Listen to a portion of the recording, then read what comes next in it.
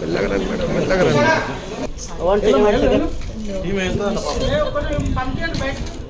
Okay okay, ఎక్కడ ఉన్నారు? एक बार इधर थोड़ा साहब नहीं నేను ఒక 5 మినిట్స్ మీకు కాల్ చేస్తాను మేడం. ఒక్కసారి చూడండి, ఒక్క photo right cut madam. Cut చేయండి.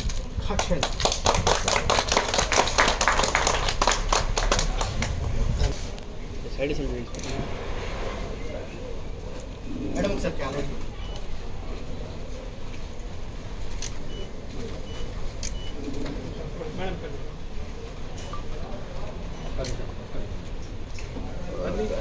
తీసుకున్నాం.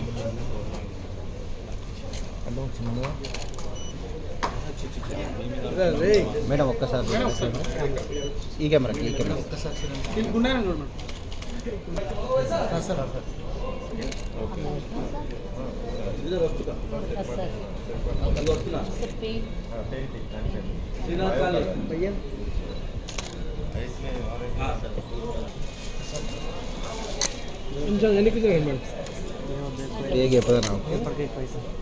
చెప్తాను చెప్తాను ప్రియా గారు ఒక నిమిషం ట్రైన్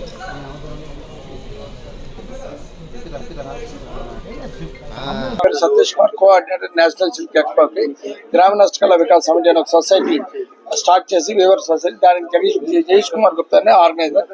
ఇప్పుడు 27 నుంచి 2వ తరగతి సత్సాయి నగర్ శ్రీనగర్ కాలనీలో ఎగ్జిబిషన్ స్టార్ట్ అయింది. దీన్ని ఇనాగ్రేషన్ చేయడానికి మన మేడం గారు present MLA hello Sujatha madam గారు వచ్చి ఇనాగ్రేషన్ చేసి చాలా సంతోషమైనది. మేడం గారు స్టేట్ గవర్నమెంట్ తరఫున వీవర్స్ ఎన్నో రకాలు మనకు హెల్ప్ చేస్తున్నారు.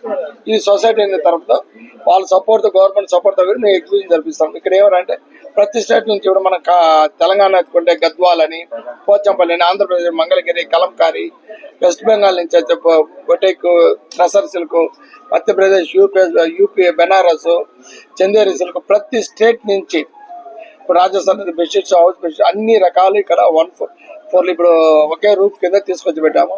ఇప్పుడు పెద్ద పండుగ మ్యారేజెస్ సీజన్ కాబట్టి ప్రతి ఒక్కటి హైదరాబాద్ నివాసం మమ్మల్ని మా దగ్గర పర్చేజ్ చేసి మమ్మల్ని సంతోషంగా జయప్రదం చేసి పంపించాలని కోరుతున్నాను. చేనేత సిల్క్స్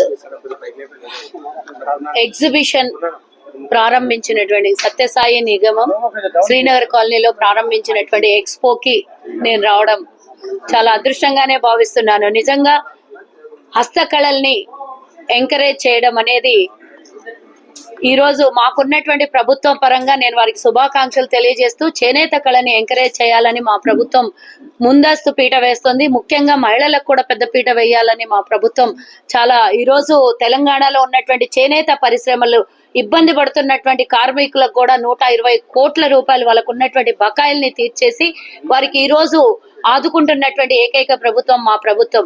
అందులో భాగంగా ఈ రోజు రాష్ట్రంలో హైదరాబాద్ నడిబొడ్డులో ఇలాంటి ఎక్స్పో జరగడం అనేది మా ప్రభుత్వానికి తరఫు నుంచి కూడా వారికి శుభాకాంక్షలు తెలియజేస్తున్నాము.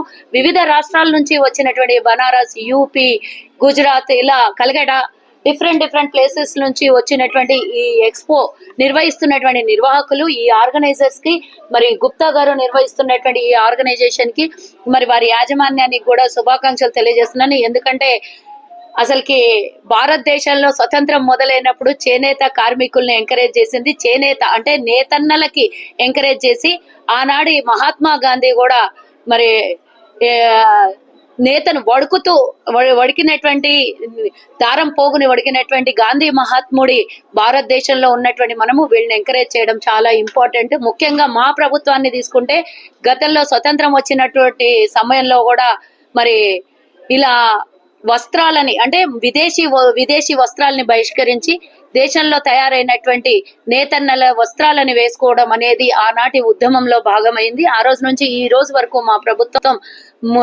అంటే మా పార్టీ ప్రభుత్వం ఎక్కడున్నా కూడా చేనేత వస్త్రాలని ఎంకరేజ్ చేస్తూ ఈ రోజు నేత అంటే నేతలోనే ఉంది, నేసినటువంటి వస్త్రాన్ని వేసుకోవడం. దాన్ని ముందుగా ఇంట్రడక్షన్ చేసింది భారతదేశంలో కాంగ్రెస్ పార్టీ, కాంగ్రెస్ ప్రభుత్వం. ఈరోజు తెలంగాణలో రేవంత్ రెడ్డి గారి హయాంలో ప్రభుత్వంలో ఈరోజు వస్త్ర కళల్ని కూడా వారికి ఎంకరేజ్ చేస్తూ, మీకు అందరికీ తెలిసినటువంటి విషయం శిల్పకళా వేదికలు, శిల్పకళలో కాంగ్రెస్ ప్రభుత్వం ఎంతో మంది మహిళల్ని ఎంకరేజ్ చేస్తూ వాళ్ళ కళల్ని గౌరవిస్తూ వాళ్లకు ఉచితంగా అక్కడిని షట్టర్లను కూడా కేటాయించినటువంటి విషయం మీరు గమనించాలి.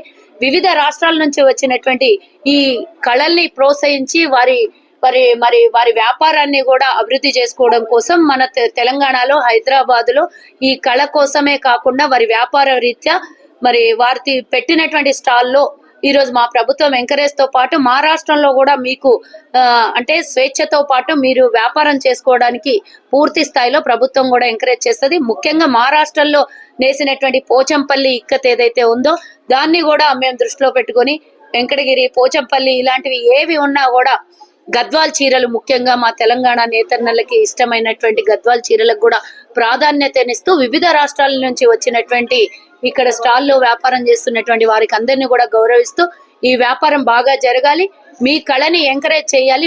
మాలాంటి మహిళలు కూడా చాలా మంది ఇన్స్పైర్ అవుతారు.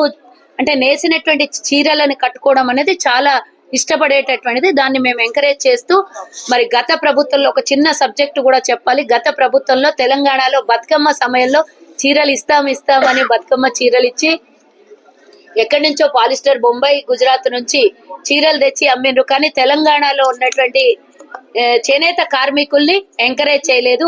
ఈ రోజు మా ప్రభుత్వం 120 కోట్లతో వాళ్ళకు ఉన్నటువంటి రుణాలను తీర్చినటువంటి మా ప్రభుత్వం. కాబట్టి ఎవరు ఎక్కడి నుంచి వచ్చినా కూడా హైదరాబాద్ లో వారికి బతకడానికి కానీ వారి వ్యాపారం కానీ ఎలాంటి ఇబ్బందులు ఉండవు. ముఖ్యంగా మహారాష్ట్రంలో కార్మికులకు